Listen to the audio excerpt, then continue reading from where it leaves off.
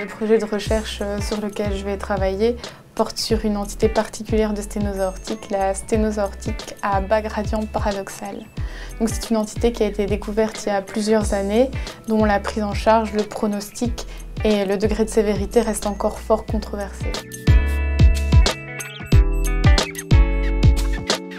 Qu'est-ce que la valve aortique?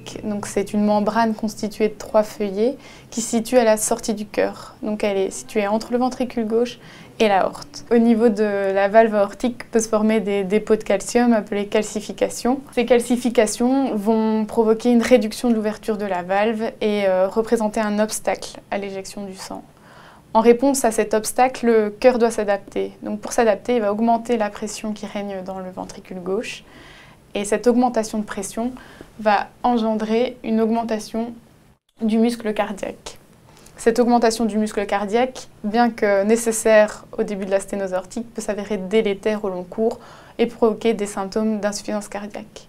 Il existe donc différents stades de sévérité. C'est la sténose aortique sévère qui nous intéresse. Il existe différents sous-types de sténose aortique sévère. La sténose aortique à bas gradient paradoxal, qui est la sténose qui nous intéresse le plus. Dans cette sténose aortique, l'ouverture de la valve est mesurée à moins d'1 cm². Les pressions qui règnent dans le ventricule gauche sont peu importantes, alors que le muscle cardiaque semble bien fonctionner. C'est assez interpellant comme phénomène, et il existe une controverse parmi les experts internationaux quant au stade de sévérité de la maladie. Certains soutiennent l'hypothèse qu'il s'agirait d'un stade avancé, d'un stade décompensé de la maladie. D'autres, par contre, diraient qu'il s'agit d'un stade modéré, moins avancé.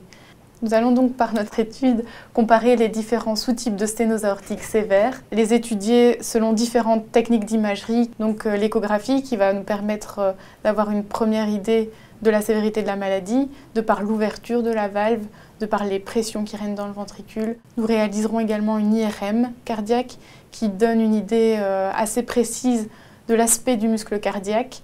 On réalisera également un scanner cardiaque. Le scanner cardiaque visualisera les différentes calcifications présentes sur la valve.